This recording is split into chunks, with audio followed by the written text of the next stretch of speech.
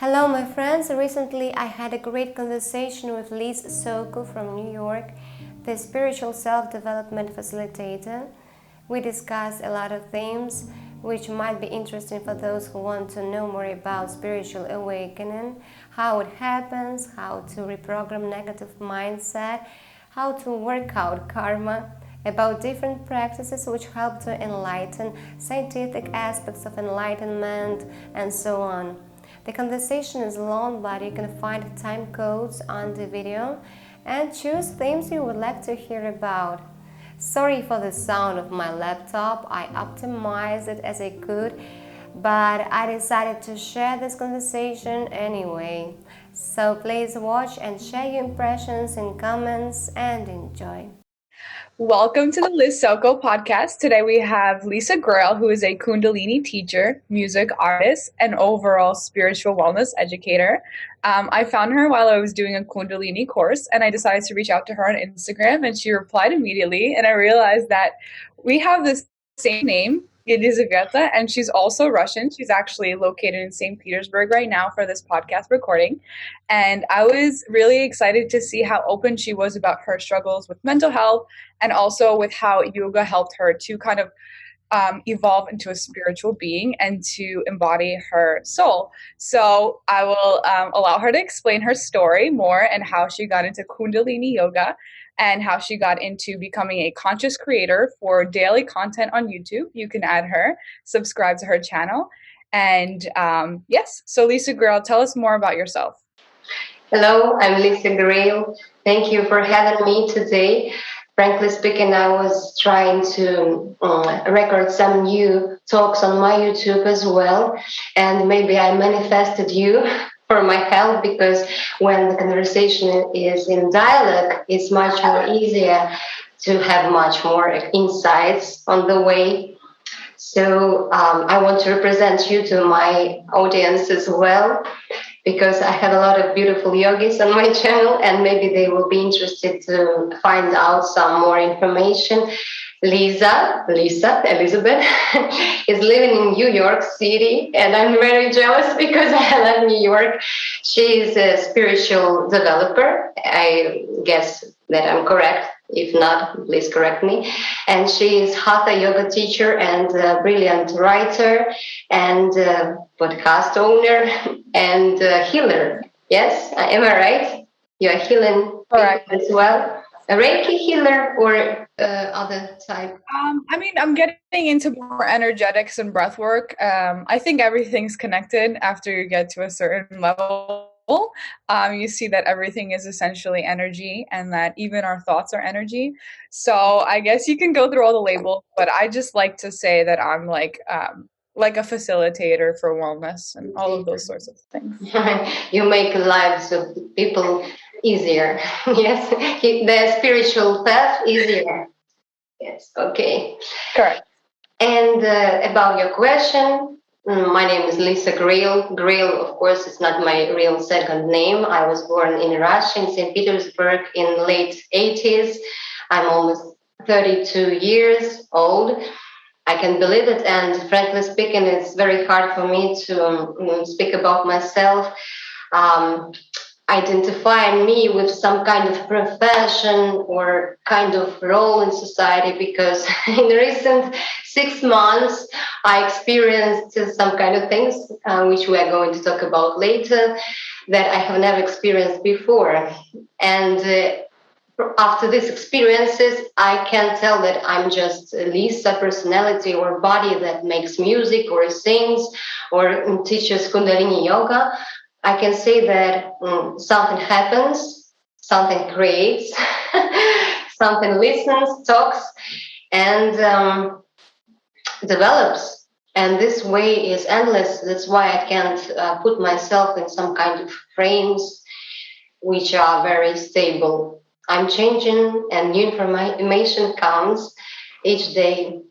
So that's me. I'm here. As you see me, maybe your perception will be different to the other people's perception of me. But I know that I am. Okay.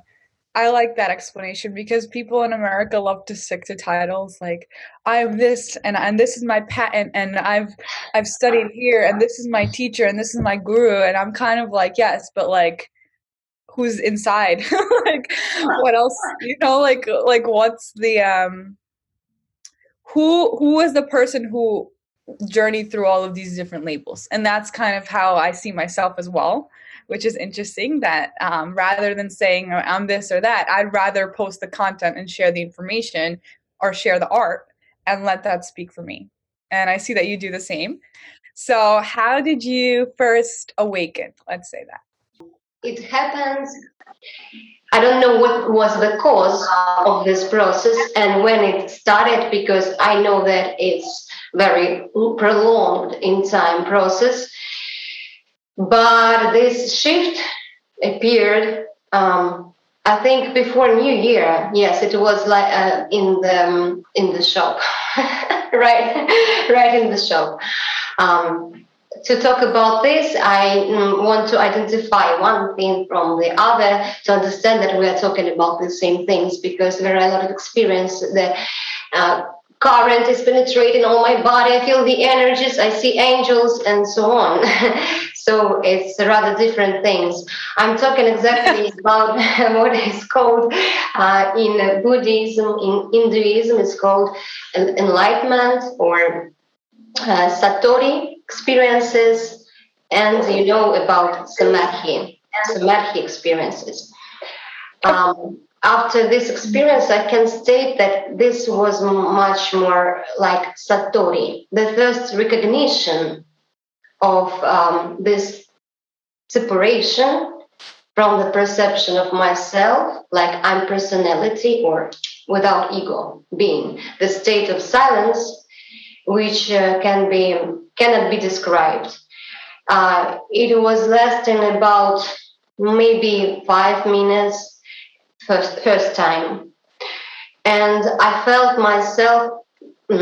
It's not the correct word, because there was nobody to analyze what is going on. It was just the pure perception in time, and it was like in lucid dreams, because when I was practicing, I woke up inside the dream and I understood that I'm lying in the bed, but I'm in dream at the same time, and everything's super real. And the sounds were like embracing and pumping the air, and they were just like I'm not in the body, but I'm everywhere at the same time. And the picture of what I see was really bright and unreal and real. And I thought, and there was some kind of thought that what's going on? What's happening? Where am I? So it happened right in the shop, in the crowded place. And I was looking at people staring like crazy. And yes, it was just insane. I was afraid first. And then I was listening to satsangs. Have you listened to satsangs? Heard about Of course, yeah. meetings? Mm-hmm. Yes. This is called the meeting with yourself. Just masters sits and everybody asks questions, and there are plenty of masters in Russia, in Ukraine, and also I know in America, the most famous Robert Adams. And I'm listening to his satsangs before going to sleep. And he describes these things. That's why after it happened, I understood what was going on. But at that moment, there were no thoughts. It's really interesting. And after this, I have more long experiences, and right in cafe with my friend when we were just talking about common things. And at some moment, I understand that what's happening. Is he for real? He was so serious talking about his things, and I thought, wow, are you seriously? You believe that it's happening? And also the picture was very bright, colorful, and the sounds were very embracing and warm. I know I can't explain it, but at that moment there was no ego and no personality at all. And I imagined if someone would insult me or kick me or beat me, I wouldn't care at all. I won't care, because nobody can be hurt and nobody can be offended.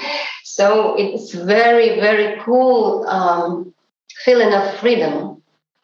And this is what is happening from time to time. But of course, Lisa, with her traumas, appears again and again. And all I have to do is only to observe these thoughts and ask myself, is this really my thoughts? Or is this the programs of ego, which should be cleansed? So, some kind of idea of this. I had no extraordinary experiences, no visions, no angels, no God's voice. I haven't such kind of experience. Just this pure being with no thoughts. And that's it. When you are there, you understand that this is correct, not correct, but this is your natural state of perception. It's a real perception, which we all had when we were just little kids. And then this ego programs, when we were named Lisa, and you Lisa. And we began playing these roles and wearing these masks to be accepted by society, not to be rejected. So we keep on playing almost each day of life until the end of life. Most of people, unfortunately, do these things. Mm-hmm.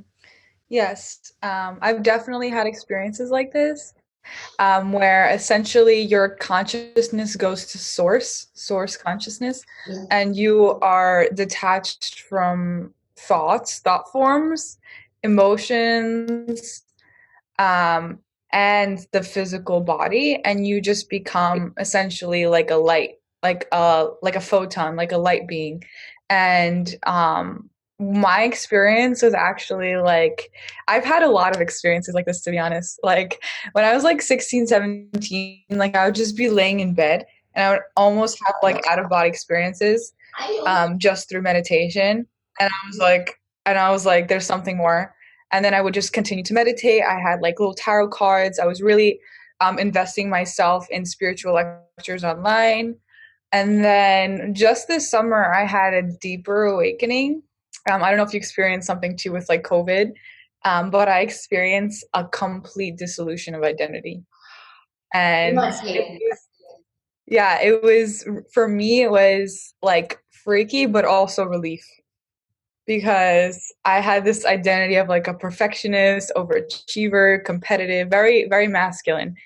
And then finally, when I like had this sort of like dissolution and seeing polarity from a point of non-being, and I just felt this relief, like, wow, I don't need to be any of this. Like, I can just meditate and just talk about spirituality and just create. And then that's exactly what I started doing. And then I created a new identity for myself. It wasn't Elizabeth Sokolovsky, like, blah, blah, blah, like this girl being called to the principal's office or like whatever awards. All of a sudden, it became like a conscious being who has the ability to change her life, essentially change her energy, interact with beautiful people who I never would have probably met otherwise if my energy hadn't gotten here. So I think the process is very, very scary, even if you have a lot of resources and information, because we're not used to those sensations in our body. And we're not taught that there's another level of experience, that there's a deeper perception available to us. These things aren't accessible to the average person. So I think it's a lot more common with YouTube and with a lot of like bloggers talking about this. Like even this podcast is made for awakening. But in general, expect to be afraid, because fear is the barrier to deeper perception. So you will have to confront your fear, and you will have to feel fear at its most powerful level. But once you feel it and you see, oh, I'm not even afraid of this fear, then you transcend the mind. Because the mind is almost constructed around fear, right? Yes. And I think you had what is called the dark night of soul, maybe when we are scared to die, because this is the death of ego, the death of this mask of personality.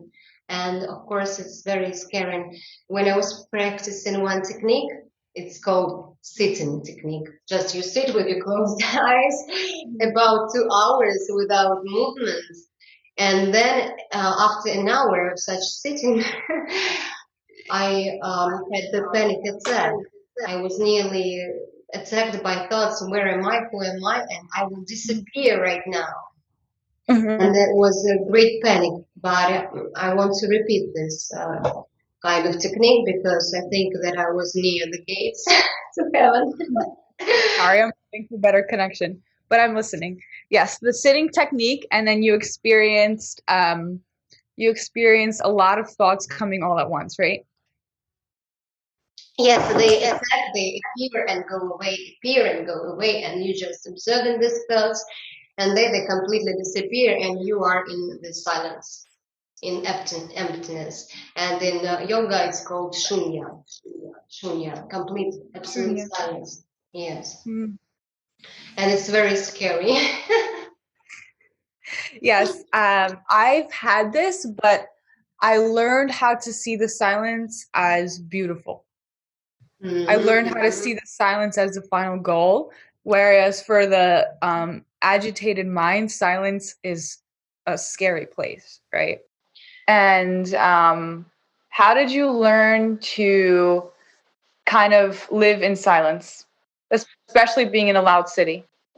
You know, I studied enlightenment, read books of Eckhart Tolle, The Power of Now, New Planet, about 4 years ago. But you know, my consciousness, my mindset was not ready for this information. I understood the idea of living in the moment here and now, to concentrate on things, the dynamic meditation, while I'm doing my daily tasks, washing dishes. I was in this state, but I couldn't catch the true meaning of this concept.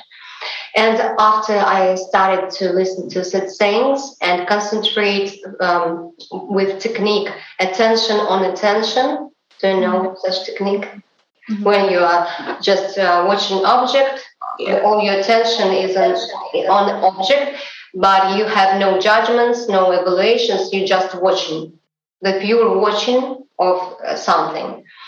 And I started to train my attention on attention this autumn. It happened 4 months ago. So I trained myself each day because I was very interested what will be happening. Maybe I will wake up in this dream. And it worked, yes. I think that this is what helped me to be in this silence.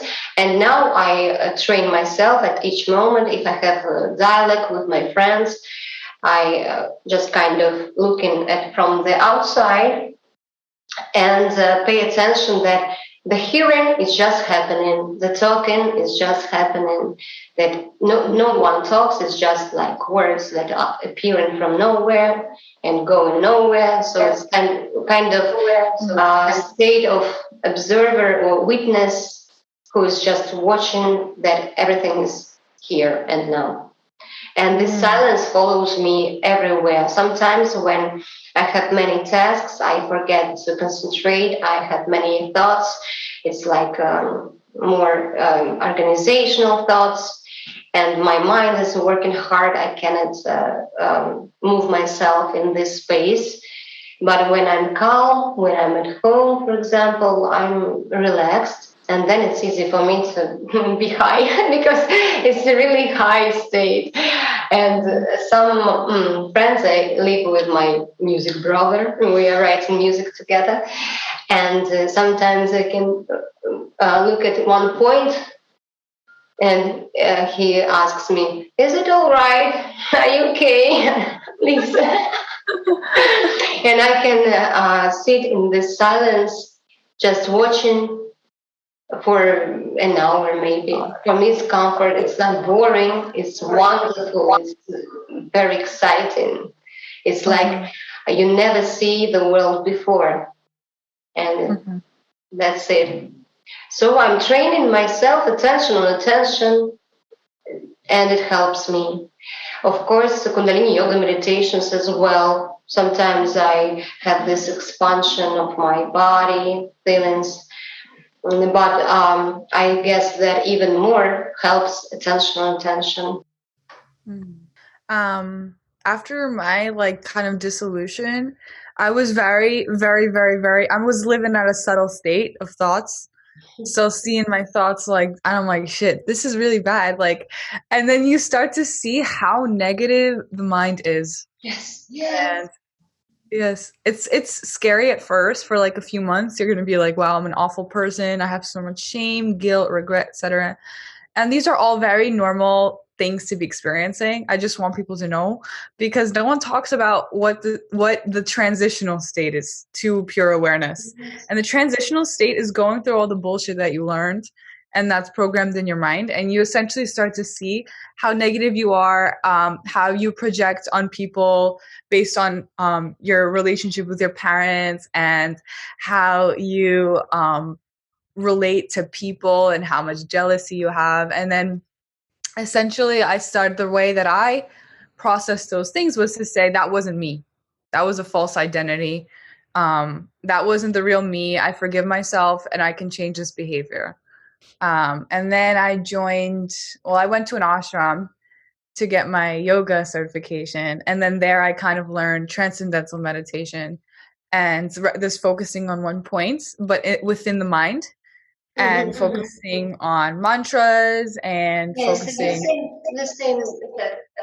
Yes, it's the same, absolutely the same. And there's a difference between Buddhism and like yogic Hinduism, but they're actually all getting to the same point of focused awareness. Yes, I haven't explored Buddhism so much, but I'm getting into it. I do think that the yogic form of meditation works really well for me, because I find that connecting to like a deity or a benevolent force really helps me to feel it within. And it's not about saying the words when you're repeating mantras, it's more about feeling the energy of the words. And yes, it's like the vibration, the sound wave. And if you repeat one sound, one word, it's easy to stop thinking. So that's the point of all mantras. They work like this. Yes. And what Lisa was talking about in the beginning, when she was saying like her first awakening, her satori was in a food shop, and she realized like, what is my relation to these people? What is my relation to these elements on the outside of me? Am I really just essentially made of carbon elements? And she said, no, I can shift my awareness in this body. And we all shift awareness throughout the day without knowing it, but we're shifting at a very, very narrow spectrum. We're just shifting from negative to fake positive, negative, fake positive, negative, fake positive.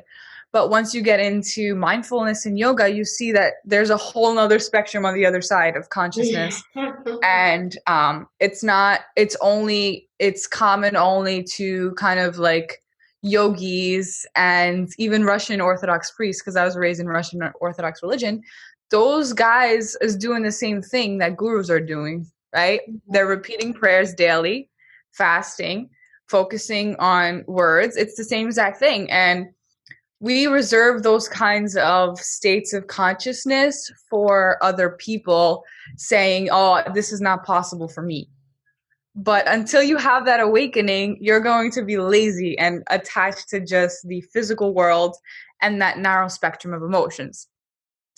So what I want to ask Lisa is, how do you begin to explore your broad spectrum of awareness? How can you begin to see that you can experience different sensations within?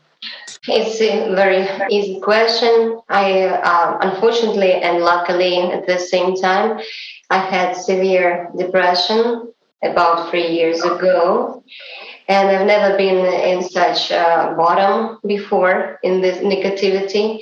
I guess that my negative thinking, my negative mind, um, led me to these neural connections when the chemicals in my brain changed, and there was no way back, and I fell deep down and became vegetable. But thanks to Kundalini Yoga, in just 7 days, I rose my vibrations drastically. So only after I was there, I began intuitively understand that this is my mindset, negative mindset, that led me to this state. And I have this habit to observe my thoughts since then, not to fall down again, because I won't be there anymore. And also, a very positive state of mind is the same as negative, as duality. And I know that I understood that the more precious state of mind is neutral mind, when you accept everything as one. So no matter is it negative or positive, even if you feel joy, you need to feel it much from without this extraordinary feel of joy, like going insane and crying, oh my God, without this extra potential. So now I clearly see when the most inherent to me is emotions of bitterness. I'm like a drama queen. I used to love to suffer so much. I know that as long as we want to suffer, to play this drama, it will be happening again and again. But when we will be done with this, when we will truly understand that we don't need this drama anymore, then we begin to work on ourselves and start this great inner job and asking ourselves to help ourselves, because I don't believe in gurus, in teachers. They only like arrows that show direction, and all the truth is inside always.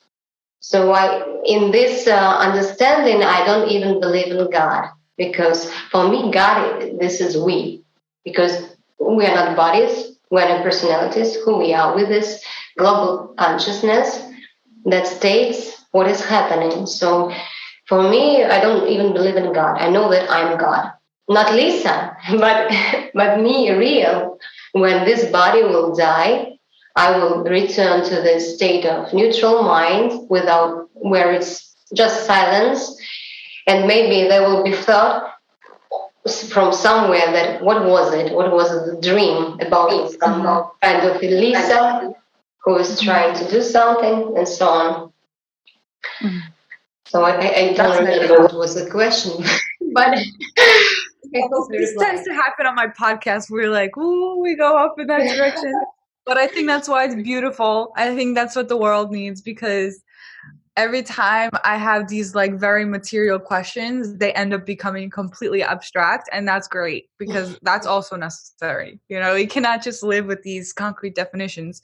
And that's what happened with religion and dogma, because people is looking at the book like, this is a book, this will help me. No, that's not what it's there for.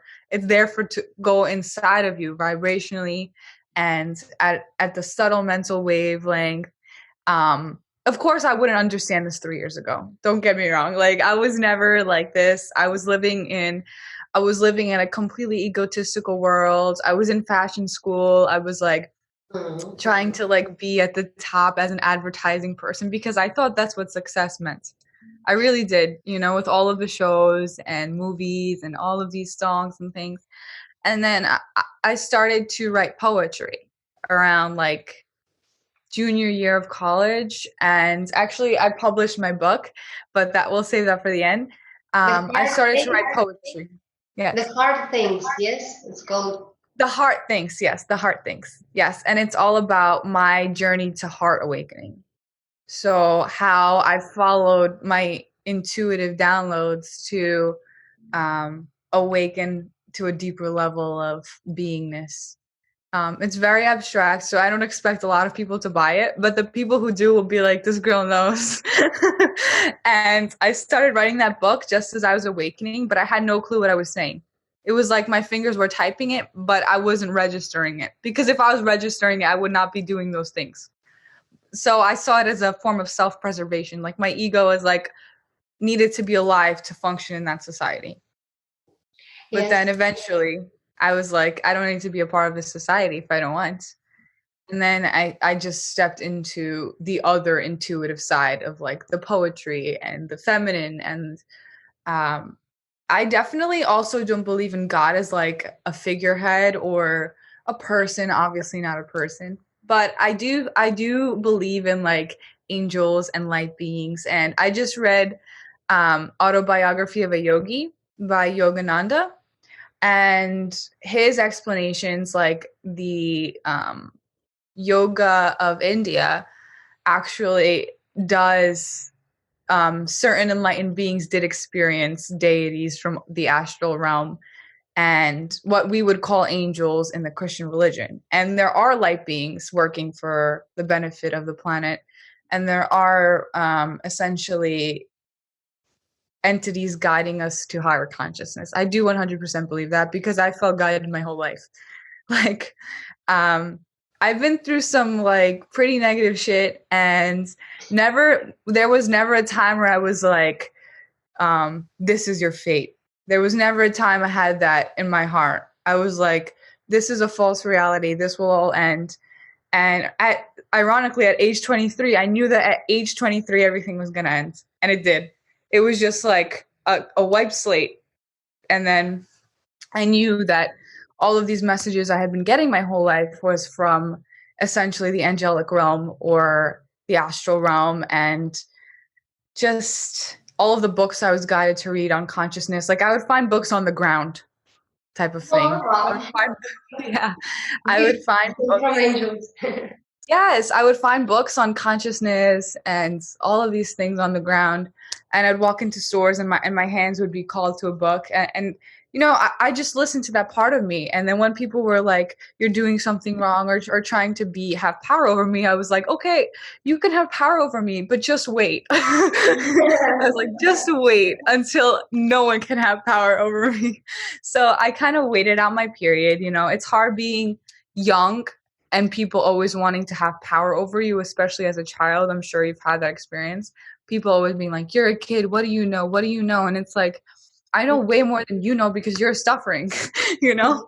So never doubt yourself if you feel like you're worthy of happiness and bliss, because that's the first step to true awakening, I think, really. Yes, you know, about poetry, I have some poem written in Russian about 7 years ago, and only now I understand the meaning of this poem because it's absolutely about enlightenment. It's like the suffering doesn't exist because we are all built of pure light, and this is only lessons, and the earth is like school.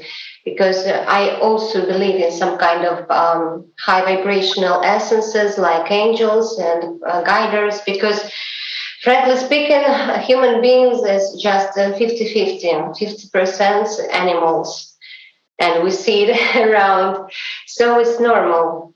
That's why now I'm not judging other people, because I know that everyone is on his own level of development right now, and it's not bad. Because I also, maybe at school, I was very spiritual and I have a magical mindset, and I make a tarot reading also since I'm 8 and so on, but I was really far from what I know right now. And I'm 32, you are 23, and I think that age doesn't mean so much. This is different levels of karmic lessons which are carried out, and the level of soul development. And if we read Michael Newton, do you know about this regressive hypnotherapist who wrote books, Life Between Lives, and he had clients, whom he was leading on the regressive trip in the past lives and so on. And he says that, yes, we have all different levels and even different coloring of our aura and so on. And it's normal. No one is better. No one is worse. Just it's balance, I think. But sooner or later, we will leave this place and we'll experience some kind of lives in other bodies, or we'll have no bodies. Yeah, I love that. And the fact that you're saying not judging others. Initially, after Satori, which you described as the Buddhism term for initial awakening, so awareness of a higher reality, a higher existence. So usually people fall into judging other people who are not aware of that existence. And you see people in the train and you're like, what are you doing with your life? And you know what? The only thing that does is build up negativity inside of you. That's the only thing it does. And that's fine. That's also part of journey. But I'm just saying that if you're there, listen to this advice that try to transmute that energy into helping guide people. Help guide people to embrace more wholeness, embrace more collectivity. It might not work, but at least vibrationally you're sending out that energy rather than keeping up this negative inside of your heart, which essentially just hurts you. I learned the hard way because how you said your negative tendency was bitterness, my negative tendency was judgment. Similar vibration. But for me, I was kind of just like, why are these people like older, and why are these people manipulative, and why are these people not listening to God, or why are these people not listening to the youth who actually has really good ideas for the future? And I had all of this judgment inside of me, and then I was like, is my judgment going to help the situation? No. Judgment is a useful energy at a very, very low vibration of survival in the animal world. But other than that, I call it spiritual ego. yes, that's exactly what it is. A spiritual ego of righteousness, of I'm doing the right thing and you messed up and whatever. I talked about this on another podcast as well. So it's very common for intuitives to develop this. It's a form of secondary protection when you're waking up, which might be a necessary aspect. It might be necessary. Yeah, and that's fine. If you're at the spiritual ego, that's completely fine. You're still on the right path. Eventually, you will also shed that, and you will embrace the fact that you are interacting with people who are a mirror to yourself, and it's another body, but it's also just another consciousness, and your consciousnesses are like feeding off of each other essentially. Yes, it's the same global consciousness, but which is performed in the other form. I think this is the real truth. If it exists somewhere, I don't know where is the truth, and it can change maybe. But yes, I guess that we shouldn't blame ourselves for the negative emotions as well. And we should express them as long as they appear in, because if we'll be suppressing them, it's not a good idea, because it may cause illnesses. And I know that you know about these things. Because, for example, I could not express my anger. I even thought that I'm so kind that I have no anger at all, only bitterness, the state of victim, being offended, and I have no aggression, no anger at all. But when I started to make practices of Kundalini yoga and made kriyas of ego, or not ego, anger, expulsion, wow, it was hurricane. And I found myself like a warrior, that I will kill someone, I want to fight. Yes. That's me as well. And when I accepted the dark side, which also, of course, in me, because we're living in this duality, I calmed down, because I said, okay, let it be. Today I'm angry, tomorrow I will be maybe in apathy, but I will observe these states. I will live them through right in the moment so they can burn me out and I feel them. And then they will leave like clouds on the sky, appear and it's raining, and tomorrow it will be sunny day. It's all very natural things because it's all about our earth. We are living in such conditions, and I don't think it's necessary to fight for only light, to be very pure and kind. This is not the good idea because Jesus Christ was very angry when some merchants were selling something inside the church, and he cried at them. He was very angry, blaming them. What the hell are you doing here? Get out of this church. So even if you are enlightened, you can express anger if you feel that other person won't understand otherwise. Sometimes we have to express anger to help with love. With deep love, we express anger to help other person to grow, and not because we are angry creatures. Yes, I love that because, yes, we're taught to repress emotions for sure. I think that's stronger in America. That's very enforced idea here that anything that isn't like beautiful, shiny, or positive is you can't talk about it.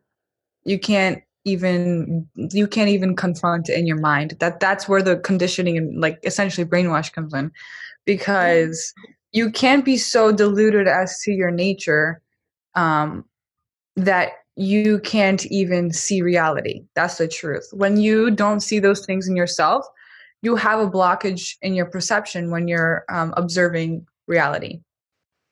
And that's dangerous because then you're sticking to a very, very narrow perception of the truth. And anger is part of the truth. Anger is part of the truth. God gets angry all the time. Look at the storms and natural disasters, and it's a part of our nature to have negative emotions. There are methods, like we can talk about this after in Kundalini yoga, where you can release them in a natural way. I know that for me, it's running and weightlifting. Might as well turn it into something positive, right? Use all of that magnitude of energy and transform it into love. And that's kind of my main philosophy. Like, those negative emotions actually push me in my art and trying to like impact the world. Like, if I didn't have those negative emotions, I would be just sitting here drinking lemonade, not doing anything. But the beautiful thing about negative emotions is that they can actually push us to create and transform and change the future, essentially. What's your advice on when people first encounter their negativity? My advice, first of all, to start asking yourself who is experiencing these emotions, to observe them from the outside, like schizophrenia, once crazy a little bit, because if you are totally attached to these emotions, you have no possibility to look more objectively what's going on. But of course, hormone system works so that we have this adrenaline, and it's hard for ourselves to keep us in the state of harmony at the same time. But we need to learn because it's possible. After one time and then another, when appear negative state, negative emotion, you just try as hard as you can to separate with these emotions, to look from the outside and ask yourself, who is experiencing, who is suffering? Is there anybody to suffer? Is this you real or only this mask that in which you are living all your life? So this is the first step, I guess. And I still use this for myself because I have this cleansing of mental garbage. I see it from the outside. This is offense. Yes, offense. The most hard scene of myself. I'm expecting much from people and from myself. I have very big demand to others and to myself. I'm perfectionist, and it's hard for me to accept someone's lies or lack of responsibility. when someone doesn't do what he promised to do, and so on. And I just watch from the outside, and then I see that the reason is in me always. It's not the problem of the person. He can behave towards me as he likes, and it's not his problem. This is the first step, of course. And when it will be cleansed out, I think naturally it will become easier. The neural connections in brain, the type of thinking will change, and then it will be another state of mindset, they call so. Yes, I definitely went through this. Of course, I was like watching satsangs. I'm a big fan of Muji and Osho, Sadhguru, all of these kind of mystical guys. They give me a lot of comfort because they're kind of like abandon the whole system, everything you were taught, because going back there will bring you down to a lower vibration, because the identity that you had there is a negative aspect of yourself. So don't look there for answers. Look within. And once I looked within, and I'm very connected to my heart space, I've always been very like heart oriented. But I did have a lot of blockages in my mind. Once again, I'm also a perfectionist, and I also am a control freak. So, but I'm starting to see that those are actually conditioned qualities. I don't think that we are naturally like this.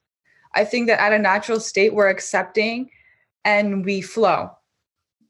But those when things are conditioned, such as perfectionism, that's based on an illusion of suppression. So this idea, perfectionism equals suppression, essentially, because perfectionism is only looking for everything 100% light, positivity, great, no mistakes, all of this stuff. Yeah, and that is not our true self. So I saw that this is not my true self. My true self is like, if I want to scream, I will scream. If I want to like go running, if I want to run 8 miles, I'm going to run 8 miles. If I want to just lay in bed and be melodramatic, like that's also fine.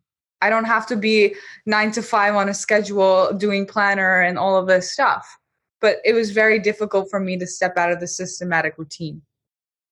But what helps with doing that is truly art. I have to say that art is one of the most powerful, powerful, powerful things to not only awaken your heart, but also to step out of the routine and to step out of the illusion of time and space. Like, oh, right now, the rest of the world is doing this. I have to be working and raising a family. And it's like, realistically, like you don't have to do that. That's just economically convenient to the country that you were born in. And then I saw that and I was just like, you know what? Economically, I don't give a shit. And like in reality, this is just not true. I'm not a perfectionist. Actually, I'm really good at giving the illusion of perfection. I'm really good at this. But that's not the real me anyways. So why am I hiding behind this kind of, it was a huge blockage, control and perfectionism. And sometimes I'm surrounded, like our friends are sometimes doing those things and we feel like we're ready to run after them. But then you become stronger in awareness, stronger in being present, stronger being artistically expressive, stronger in just being in the truth. And then you switch from that side over to this side. And then eventually you're going to go back and forth. And then the distance that you have here from the normal societal requirements and your newfound awareness, it's going to become so strong that you'll see this as unnecessary and you'll just be here. And that's kind of what it is for me. I'm still going back and forth, of course. I'm still trying to figure out how to use social media for my benefit, and I'm sure you are. Yeah. But Lisa, tell us more about how you experienced separating from societal requirements and finding your own individual awareness. Oh, it started maybe at 23. At your age, I was working at Toyota, Susho Manufacturing, as logistics specialist for 5 years. And in parallel, I was doing music. I was very conformed person, a very good girl who had red diploma from University of Culture and Arts and so on. I was very nice, but I suppressed a lot of emotions and myself. I I was doing things that I was told to do by my parents, and it seemed to me that it's okay because they advised me only the best things. But when I met this guy who is living in that room, with whom we were making music, and we were a couple, and then we broke up. He was vegetarian and very spiritual. He was like a teacher for me, and he hated system and this society that you should be this, you should go to office and gain money to make your living. And I was working a lot. I was exhausted by this work because it's very responsible. And then we, maybe it was transurfing of reality transurfing by Vadim Zeland. We discovered this book which teaches us to manifest reality, to be out of this system, like out of matrix. And I was so inspired that I began. I was a raw vegan at that time. I gave up all bad habits and eating, and the first fasting experiences came out of this. And I was in protest. So I was a fighter. Then I want to kill this. Like, this is very painful exit from the system. Now I don't care. COVID, quarantine, what is happening in the world, I don't care because I have my moments in which I'm doing my favorite things. And I have this very kind and calm and accepting mind. And then when I was shocked that I can live other way, wow, it was very surprising for me. And that's why I was in protest and in fanatic states like I'm raw vegan, stop poisoning yourself, stop eating meat, and so on. Now I'm almost prana, like breatharian. I eat a very small quantity of food at one time, and sometimes if I want to eat fish, I can eat fish. I'm not eating meat about 9 years, maybe. If I feel like my body needs shrimps, I will eat shrimps. So I just listen to myself. And maybe this is freedom from society and this identity yourself with society when you understand that it's possible to live without food. Because I had experience of fasting, dry fasting 7 days when I was not eating something and drinking something. 7 days. They say we can live only 2 days without water. It's lies. So when I experienced it, I understood that I can. That's why everything is possible, and you gain this sense of freedom, which calms you down, and you become more accepting what is going on in society, and you don't want to fight to change something because you know that you will be alive as long as your scenario on this planet is not finished. Because I believe that this personality, this body, have no control, and seems like everything just happens randomly, holistically. And then when time comes, I can die easily from some silly thing. And no matter how I care about myself, about my health, I can die every day, and I'm ready to die. Just at which second I'm ready to die, because I know that it's not the end, because I was never born and I will never die, because this is actually not me.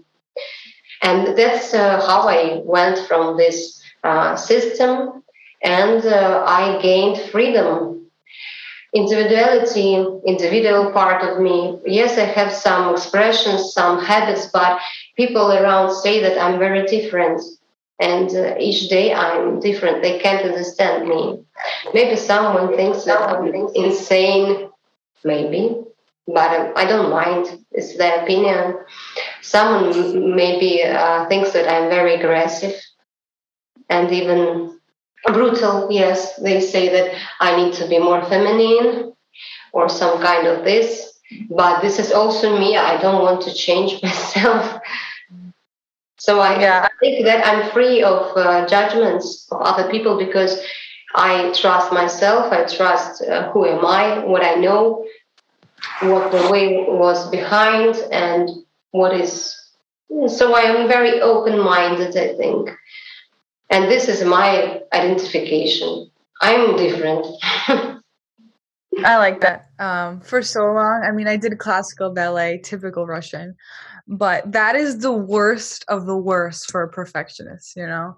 So for so long, I had this, yes, I had this mindset of like nail everything, like fit in the costume, like all of this stuff. Like I'm not a feminine woman. I'll give you that. Like only now am I starting to be more feminine. Like I was never feminine. Right. Yes, me I too. was always more masculine. Um, or I was either masculine or neutral. I was never like I tried that stuff for so long, like full makeup, going out, like wearing these dresses that I literally hate, and I was miserable. I was miserable. I was totally miserable. I really just wanted to be in yoga clothes all day, eating like pineapples, you know, like talking to cool people, writing books. All of this stuff is eventually came out of me. But don't forget that when you have a heart calling to specific things and you don't listen to it, you're building up the wrong inertia. You're building up dark inertia. And it's tamas. It's opposing your truth. I was well aware of it too when it was happening. I was just like, I don't know what the other option is, and I'm also afraid of the other option. Like you said with reading that book, Exiting the Matrix. Like I had no idea what the other option is, and I pretended like I knew because I was like, it was because I'm very smart, so I can intellectualize anything. So I was intellectualizing consciousness as if I was conscious, and then it actually hit me, and I was like, I don't know anything. I was like, I really don't know anything. Um, I was acting like I knew things as a form of self-defense, and no one actually knows anything. No human that I've met actually knows anything for certain, even the brightest, most brilliant person. So I was like, first of all, I'm not gonna listen to people's opinions as much because they also don't know.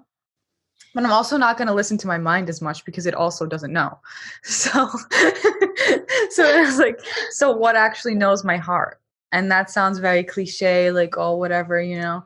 But if people are trying to be happy and they don't have access to their heart, how do they actually think that that's going to work? How did I actually think that I would be happy listening to my mind? Right? And that's the whole essence of spirituality. It's a complete illusion.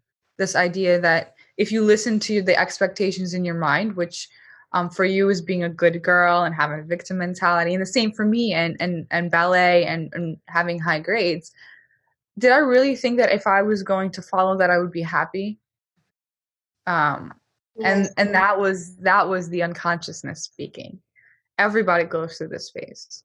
Muji says like it's not your fault. That's the reality of this earth plane, and that's not the only reality. So that's the good thing. And then I became kind of anarchist. I was like, this system is so dualistic. You know, we have two parties. So I was like, this system is so dualistic. Um, no one actually gets anything, anyways, whatever, like, screw all of that. But I was still like, even being an anarchist is being subscribed to the system. I'm sure you realize this, that if you're even being in opposition to it, you're still giving it force and power inside of your own mind. So you're essentially building up more hatred and more resentment. So most of us go through this phase as well. Like people who go switch another diet, switch another belief system, switch another everyone, and that develops an alter ego, like another identity that's fighting the initial identity, but also still an identity. And then you're like, no, this is the way. Like I meet a lot of people who like are into Kabbalah, and they're like, this is the only, this is the first religion, this is the best one. I'm like, are you sure you get the religion? I'm like, are you sure you really understand what the religion is about? Because all religions are about ego death, every single one. That's why I hate any kind of frames. even if it's kind of positive, how it's called pendulum, yes, energy pendulums. Some society, some group of people who think that this is the truth and the only truth, Kabbalah or something else. That's why I don't want to position myself as the only yoga teacher or only musician or only one field of philosophy or even enlightenment. For me, the word enlightenment sounds too angelic and too lighty. We are kind, we are loving, and that's all. I like this term, the shift of consciousness, because it's really a shift of consciousness. Perspective shift. I like perspective shift. Yes. For me, these words express much better what is the truth. Mm-hmm. Because as long as we are searching for happiness outside, from buying some things, consumerism, this kind of things, as long as we are searching, we won't come to ourselves. And the main thing is that sooner or later, after maybe we will reach all heights, we will be famous and rich, but we won't be happy with this. There are a lot of examples when rich, famous people committed suicide and was taking drugs and so on. So only one, I know that only one true way is to start with yourself and ask yourself some very simple questions. Who am I? What I'm doing? What I'm thinking? Is this for real? Is this real? And the practice of lucid dreams and out-of-body experiences helps a lot because in 2014, I had my first out-of-body experience, and I was training myself by technique. I learned it because there are a lot of masters who teach you how to leave your body in a dream, in this rapid eye movement phase. And I tried, and one day I was just like, I stand from bed, and then I look on the bed, and I see my body lying on the bed, and I was shocked. I was so shocked, but I understood that I'm not a body at that moment. So it happened 7 years ago. And after this, I started asking myself if this reality is also real. Maybe this is a dream as well. And now, when I'm in this state of conscious, I can clearly identify that this is also illusory and this is not for real. We have different types of dreams: night dream, daydream, and the deep state of dream when we have no dreams. We're not seeing dreams, the deep phase of sleep. The dreamless state. It's dreamless state, yes. Yogic, and when we die, we will surely understand that it was just a dream and it was just in second. We have this history of time, and then we will realize that it was just like some kind of dream, very short dream. Yes. And I have a question. Yeah, so recently I've been having this issue. I think you would have more clarity on it. I still have fear of my dreams. Even though I'm not necessarily attached to the stories, in reality, I can easily say, nope, yes, no, yes. But in my dreams, I don't really have discernment. Wow. So my ego still kind of reacts in my dreams. In dreams? Oh. Yeah. So I don't know, essentially. Maybe it's, our subconsciousness is cleansing of different kind of mental garbage. I think in dreams, some cleansing happens. In reality, no, and in dreams, yes, and that's why some fears arise. So. I mean, I'm not like terrified of it, but it's also the perfection comes in. It's like, in reality, I'm doing and it's like, I don't want it to come. And I guess a part of us always does want good. The man aspect always wants good because that means survival. But the divine part doesn't care. And I'm trying to tap in more to that in my dreams. it's a little more it's more easy in waking reality because of the practices I do: meditation, exercising, art, just being present. But in my dreams, it's sometimes like I wake up in a little bit of like heart racing.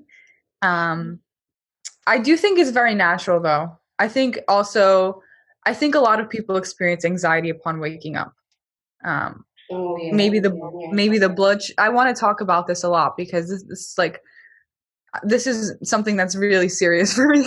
I have one trick for this, actually. So when you wake up, you actually have low blood sugar. So that's also a symptom. The animal aspect kicks in and says you need to run, you need to find food. So that's one part. Yeah. And the second part is the fact that you're going from unconsciousness to consciousness. So from dream state to waking state, also dream. But so that shift might also be triggering your nervous system. Yeah. So the one thing that I started doing is just shake your whole body when you wake up. Just start shaking everything. Like just start twisting and shaking, shake your head, and you will see that whole reaction subsides. Wow. And this goes from, I know you study the vagus nerve and nervous system regulation. So I learned that actually when you wake up in such a state, your animal wants to run. And it's accumulating this internal energy, racing your heart. So you need to act like you're running and shake. You need to like move your body and trick your mind, give your mind the impression that you are running, and you will be calm. Yeah, I should try this as well, because as when we waken up in the morning, we open eyes, and immediately ego is beginning to talk to us. And here in the morning, also practice is very good to think about yourself in the third person. Like Lisa woke up, Lisa is brushing teeth or eating breakfast. Like Lisa is going there, Lisa is making this. And this is also trains this separation with personality, because I think it's the main task to stop suffering, to cleanse of all traumas, is to realize that this is only construction, which is not natural. Yeah. And body also can help us to make this reprogramming, and that's why practicing it is important. I don't think it's necessary, because some people awaken spontaneously. They don't even know what is Kundalini yoga, for example, but it happens naturally. And they say that it's easier for those people who are working with their hands in a moment, like musicians who play guitar and they can come in some kind of trance state when they hear it now. And this is practice. This is dynamic meditation as well. So I would advise people to search for the instrument which they will prefer and which will actually work for them, because it's different. I guess that not everybody will like Kundalini yoga as I do, but this is perfect instrument for me, and I don't want to even try something else because it works. And when it works, it's okay. If someday I will understand that I don't need this, I won't be doing this. I will be doing something else, for example. Yeah. So I love that advice, because you don't hear that from everyone. Usually people are like, do this, I have this trick, And the truth is that consciousness, it comes to people doing ballet, it comes to people who are cooking, it comes to people who are just driving their kids, it comes to people who are washing the dishes. It doesn't matter what you're doing, as long as you're aware in the moment.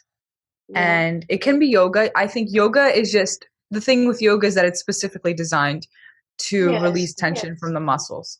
So if you are experiencing psychosomatic symptoms, such as anxiety, depression, like any sort of muscle fatigue or mental tiredness or lack of motivation, I do think that yoga was created for this specific thing, because it goes directly into the nervous system. Do I think there are other sports, and like weightlifting is also very good for the nervous system? So is running. Anything that goes within the sensory neurons of your skin and the motor neurons and the interaction between the two and the movement of the muscles, any of that will facilitate deeper awareness. Yes, and I want to add here that also endocrine system, pituitary gland. That's why Kundalini Yoga, it works perfectly with this. And pituitary gland controls all the glands in the body. It's the main command center, and that regulates all hormones. And when we have balanced, naturally balanced hormones, we don't have to take antidepressants, for example, serotonin and this balance support. So it's naturally produced. And that's why, for me, it was very beneficial from this point of view. Mm-hmm. Your nervous system and hormonal system, everything is easy. Mm-hmm. That's you know when someone says something and it clicks for the first time, like that just clicked for me. Usually I'm like, yeah, whatever, pineal gland, like all of this stuff, DMT. But now I was just like, shit. The way that you just said it made everything click for me. And Lisa said that the pituitary gland, which is actually where sometimes called the pineal gland, yes, this is science. It controls your hormonal system, your endocrine system. Yes. It literally controls it. Do you understand that the point that you're focusing on when you're meditating controls your whole hormonal system and controls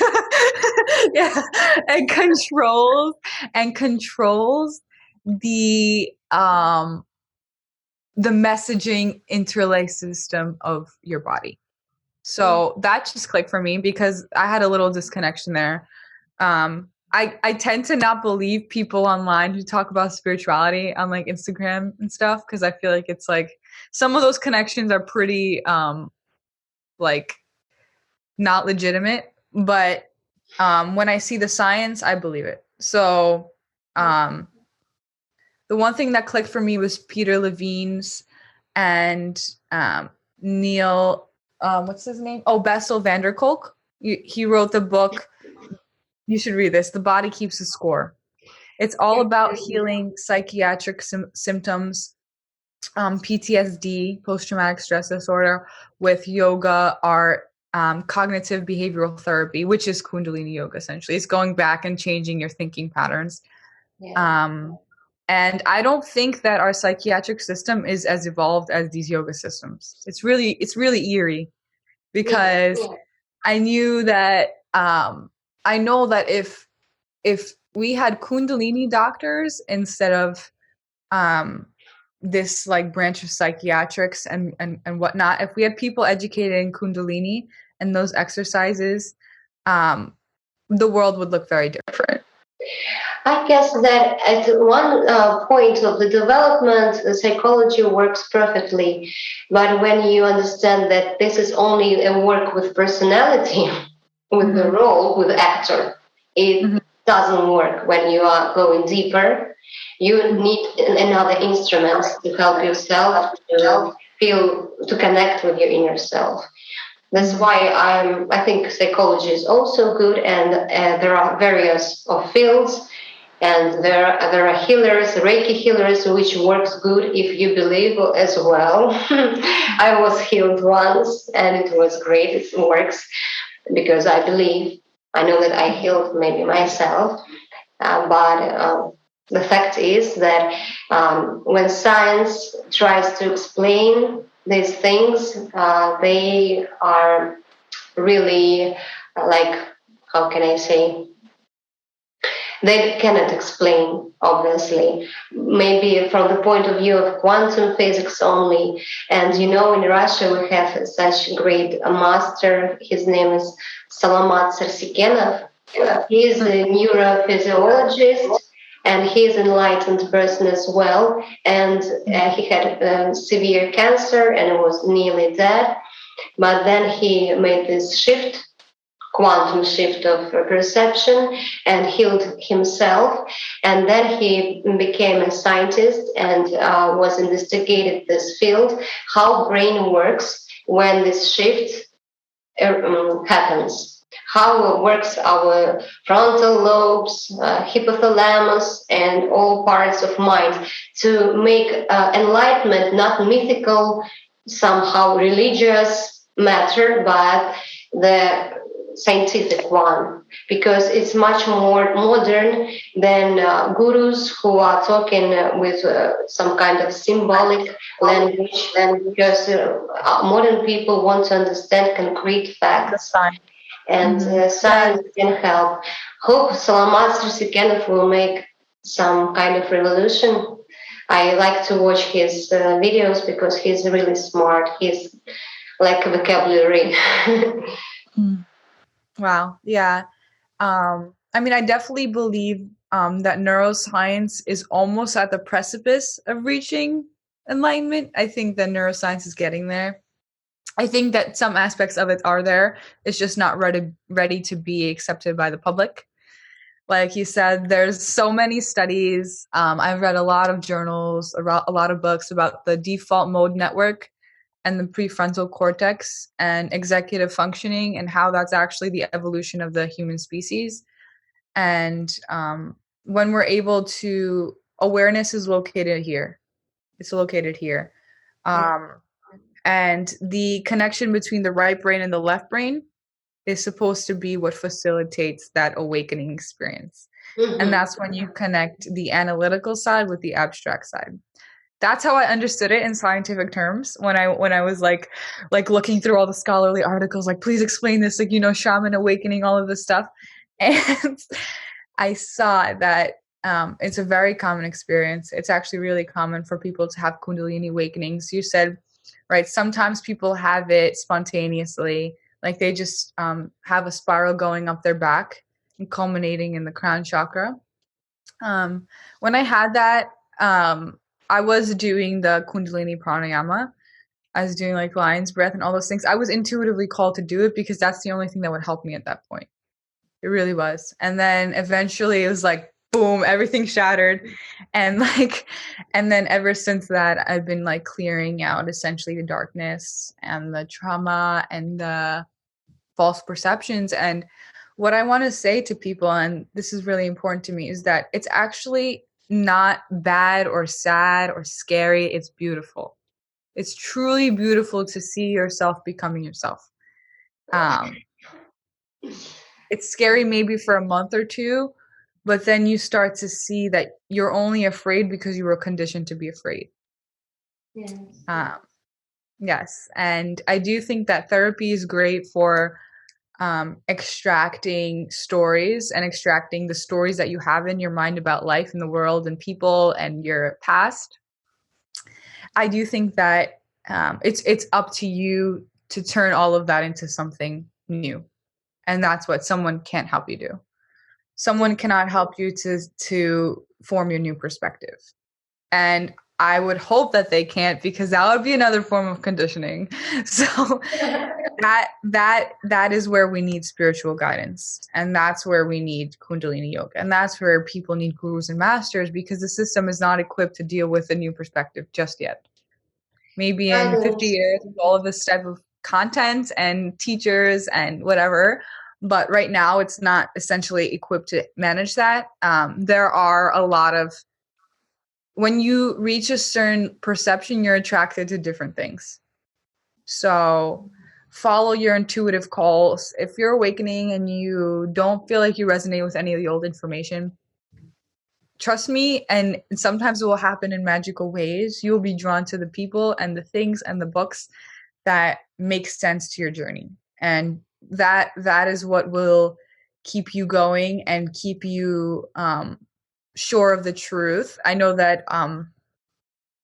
I needed a lot of validation. Like, I'm experiencing this. Did someone else experience this?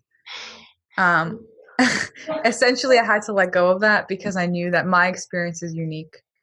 Not in an identity way, but in an awareness way. It's like, awareness is the same for everyone. Awareness is absolute. what's relative is the shift from the identity to the awareness for all of us. Some people, like, I would love to hear your opinion on this. Some people have to go through the mind to transcend it, and some people can go around it. Wow. Those lucky people. Some people can just go around it. It's true. Some people can say, I know that this is a lie, and completely like some people are just going through the mind and through every experience and through all of that to get to here, and some people just go around it and get to here. I don't know. I don't know how it happens to me. To identify what is lies and what is truth, you mean? No. Like some people just connect to consciousness and believe it 100%. And then some people need to go through all their mind and arguments and rationalizations and reasoning to get there. I'm one of those people. I had to know every fact. I had to know every other person, every other school of thought, every belief system, because I'm very mental. Like, I'm an Aries, very I'm intuitive. I'm more living in trust and with my heart, and my maybe analytics as well is rather good, but I'm mostly living with my right hemisphere brain. More creative person and more poetic person. And I wanted to add that guidance is the best and the only true word for this process. Even not a guru, not a teacher, because guidance is a support, it's like some kind of help. And we do nothing, only guide other people if they want, if they are ready. And these people should choose a master who is talking the same language with them to understand each other, because someone will understand the language of yoga, someone will understand the language of, I don't know, rock and roll, karate. Yes. The main thing is the desire of the person to start developing, because if there is no desire and only this squirrel in the wheel issue, when you have only daily tasks, you have no possibility to stop until the illness or some kind of tragedy won't stop you. Yeah, that's what I was talking about. I think the people who are able to bypass the whole mental discovery are people who have near-death experiences, or they hit rock bottom, or they have a drug overdose, or any of those things. Those people just see how unnecessary the mind is, and they start living in the heart. I wasn't lucky enough to have that. I mean, I guess like I had to extract every argument in my mind and counteract it with something aligned with self-awareness.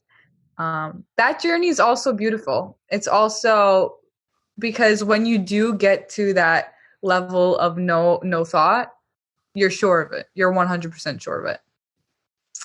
Whereas some people who have experienced near death, they see that they have no other choice. I think this is explained by science as well, because do you know about the molecule DMT? Yes. People smoke it. I heard about this, and this is the chemical thing which is produces when we die in our brain, and when we die we experience this relief and these visions, and this is because of DMT molecule. And that's why maybe this experience brings this like gates opening, and they understood the reality as it is. So someone chooses trips like LSD or mushrooms, but from Salamat Sarsikenov I heard that this is like false way. So yes. It's natural. It's the same, condition is the same, but the way of achievement of this condition is not natural, and that's why it's destructive. Yes, I heard this as well. Damages our brain And enlightenment and this condition, natural, it doesn't damage so far. That's interesting because, yes, I've heard of DMT and how it can show you your life in review and give you the gift of discernment. The gift of DMT is discernment. That's my own definition. That's just what I've experienced.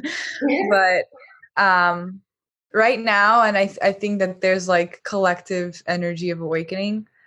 I do think that you can have this DMT awakening consciously, which is what you're talking about. Enlightenment is conscious awakening of DMT. If you want, I'll write you a scientific paper. And in this way, you see everything. You see everything, and sometimes it's not pretty, but understand that it's a gift, and the gift is discernment, and you're able to see all your past decisions from a perspective of love. You're able to see through the eyes of God, essentially, and you're able to get yourself to that conscious state naturally. I think that's what yoga is about, personally. Yes, and of course, yes. I guess this podcast was less about the exercise than the practical things. It was more about like, no one talks about enlightenment. No one talks about this spontaneous awakening. Everyone just says they woke up and they were a new person. No one says what the process is. No one says what the hard work is, what the non-near-death experience process is. Yet everyone's pushing it on you. It's actually a lot of pressure, you know? It's like, awaken, and everyone's like, how? Like, what do you want me to do? They're like, follow your intuition, but no one knows where their intuition is. Like, it doesn't have a place. I think the best advice for people, if they want to awaken, is to leave their expectations and don't have such bold attempts. Don't try to fasten this process, because we cannot control it. But what I should say more is that when you are on this way and the information came to you, you're on the right way, and from since this moment, it can happen each day. So I'm not waiting. Maybe I will be sleeping, or maybe I will be sitting on my toilet, and after relaxation I will enlighten. Who knows? Yeah. Sometimes happen during sex, for example. That's a big one. Orgasm and enlightenment at one moment. This is a blessing from God, from who we are real. And when we are ready, the monkey will live away with its blah, blah, blah. And this blah, blah, blah, which prevents us from feeling freedom and to stop suffering, because the most popular goal of willing to achieve enlightenment is to stop suffering. For me, it's much natural way and the highest goal of each person, because we have nothing to do here if we achieve this, if we remember who we are. The game over. I love saying that. Game over. Yes. We're very similar in terms of mindset. Like, we're kind of just like, if it comes, let it come. You know, I'm still gonna do things to chase it, because that's my nature. But it's only gonna come when it wants to come, and it mostly comes when I completely surrender. So what you said about sexuality and orgasm is that with an orgasm you're completely surrendering. Yes, with meditation you're completely surrendering, and I think the secret recipe is actually surrender. If you surrender to the power of not knowing, not only are you opening your mind, but you're also invoking this energy of change. So you cannot change if you have a fixed mindset. You can only change if you have a flexible mindset. So a flexible mindset, in my opinion, is attained through obviously having different influences, intellectual influences, following different people on social media, listening to new music. These things start to give you a more flexible mindset. And I don't believe that you have a cemented mindset after age whatever. Like, I've seen 50-year-olds completely change their lives. It's not, that's all propaganda. I don't like that. I think You can change whenever you want. the And mind is not so rigid. I think it's flexible in Mhm. at any age. I guess I so. agree. Listen, I have a question to yourself. What are you thinking about the concept of reincarnation, karma? What is your opinion? Reincarnation and karma. Well, I've definitely done some past life like discovery. I haven't gotten very like concrete answers ever. Just that definitely a very old soul. Definitely been around the block. um, I've definitely done a thing or two. I have weird ties with sexuality from my past lives, and I see that it's like for sure an issue that surfaced in my earlier life before age 23. So I definitely knew that in my past lives that was my karmic tie, sexuality and self-love. I see the two as related. Um, and I also felt a tie to my feminine energy being repressed and always wanting to like come out, and I blame like the witchcraft and the Catholic religion and political oppression of women just in general. That was also something that came up, and I knew that that was past life. um yes, I believe that when we're awakening, we're burning our karma away, where you burn your karma when you leave past perceptions behind. And because karma is also thought forms. So Yeah. when you burn those thought forms away, you essentially clear your karma for the future and for future lives as well. I think I don't believe in past life, future life. I think everything exists on a continuum. The way that my mind understands it better is in concepts. Like, this concept is karma. I'm working on this. Mhm. And then another branch, like, this is my feminine karma, I'm working on this. I don't like to think about things and like this was here and then that's there. Yes, it's a very human type of thinking, I guess. Yes. Mhm. Yeah, but outside of a mental landscape, if you're looking at spiritual, I don't think karma exists on a timeline. I think it exists. I think karma is collective. There's individual karma, there's collective karma, then there's like the karma of a nation, there's a karma of a gender. So you have many karmas inside of you. And the more you burn away those labels that contain their own karma, like being American is karma, being Russian is karma, having Tragedy to be Russian. it's a tragedy. Yes, don't get me wrong. That one was not easy. Sparta, Mrs. Sparta. Yes, and it's okay. Like, it's okay to have karma, and it's okay. Just, and I don't like the word negative karma or good karma. Like, I disagree with that, because when you see it as negative or positive, you're already constricting yourself to judgment and self-defeat and self-rejection, and that doesn't work for me. So I see it as like, okay, this is that, I'm done with this. This is that, I'm done with this. This doesn't work for me. This works for me. This feels good. I don't see it as like some people see karma as dimensions of heaven or hell. Like, good is closer to heaven and then bad is closer to hell. But I kind of like to think that if you're even thinking about your karma, you probably have good karma, in general. Okay, very nice. I think.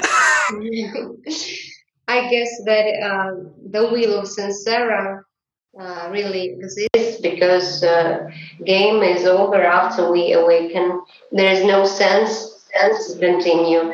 And about karma, I think it's like an energetic gestalt that remains after we leave our bodies. Some kind of experiences which are not finished, and they like are waiting somewhere, like Akashic records or somewhere in the space. This kind of energetic gestalt is waiting for the new body to pour inside this body, and this body begins to fulfill some kind of credits that were like worked out in previous life, but not the life of individual. Maybe it's only global experience. When I was under this regressive hypnosis, I clearly saw that I was a man. That I was a man and that I was living in California in the 70s and I was hippie. Yes. I saw my arms, I saw my long hair.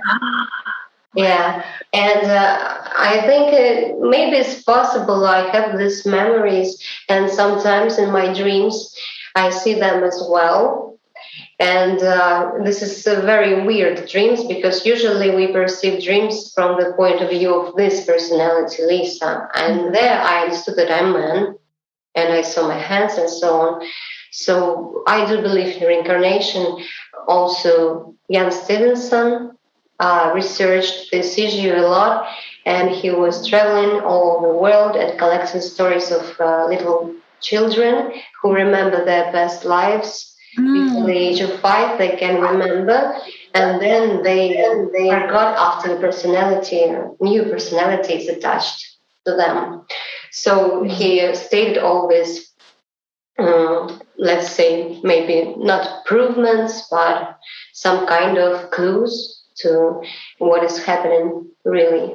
And even my friend, her little son, was telling her that he is from Australia. And she was really shocked because he never heard about Australia. Even he couldn't hear it from anywhere. And he was little, just like, where am I? Why am I'm not in Australia? And so on.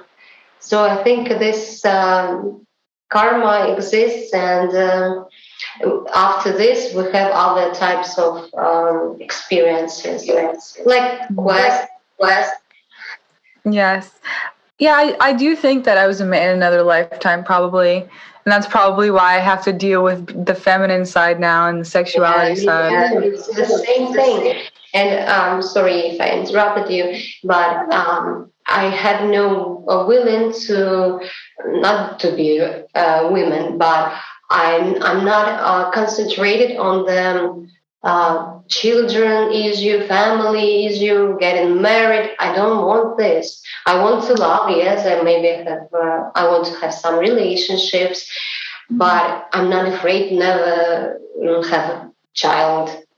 I have other tasks and have other interests in life, so I'm not worried about this. Like a man, generally, I think this is more inherent to men than to women. Yes. I do think there's an element of balance to karmic reincarnation, that once you have one, then you have the other, and you balance it out, and then you go back and you do the other, and then you do the other. I don't know. It's all fascinating to me. I don't have conclusive results, but I don't need them because I just think it's all so amazing. Like the fact that, like, I used to have this not self-hatred, but like I didn't like the way my body appeared. I didn't like the way it looked. But now I'm just fascinated by my body, just like the way that it can move and the way that I can think and the way that I can make myself appear.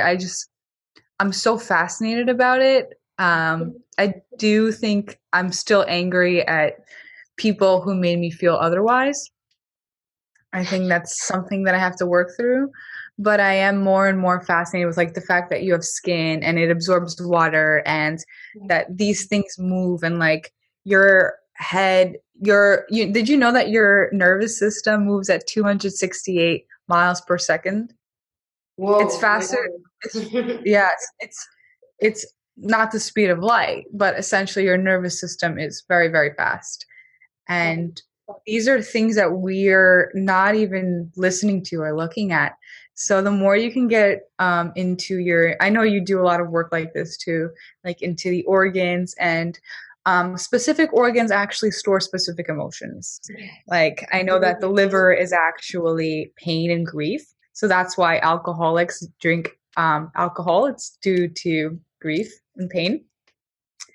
And every organ of our body stores a different emotion. Hold on, my computer. And yes, so these things, once you start to see the body as a beautiful, hold on. Once you start to see the body as a beautiful transmuted energy, I would say.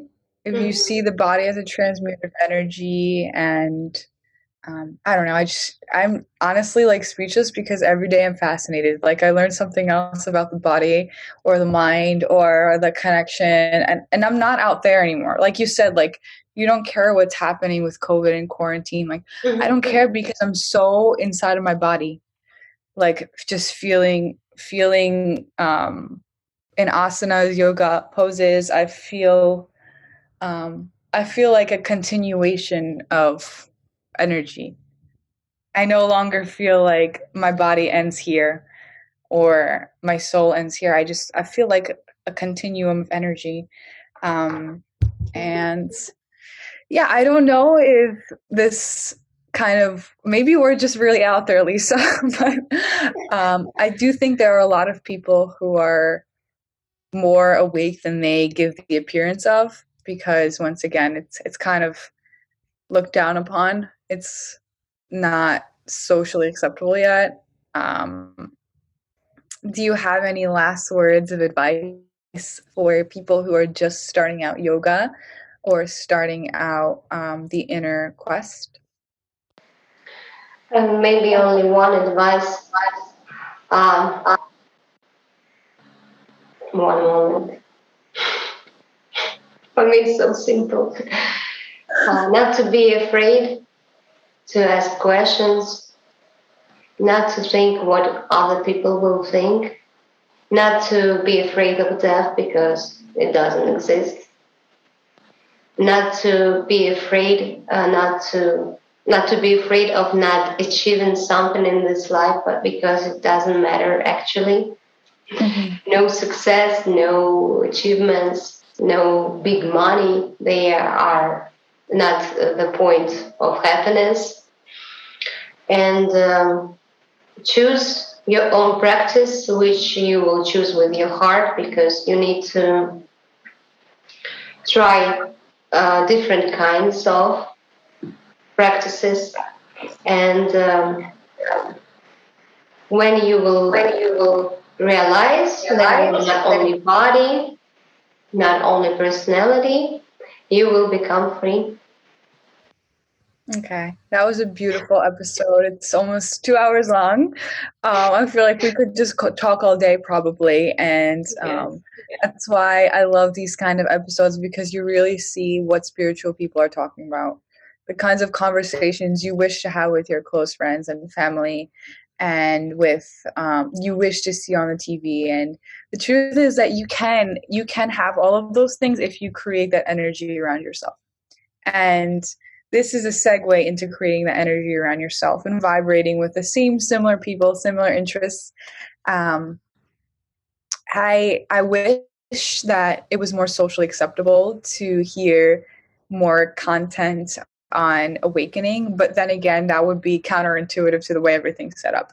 So unfortunately, that's just how it's set up, and we all do our little part in what we can do, what resonates with our soul, and this definitely resonates with my soul, and this hopefully resonates with Lisa's soul.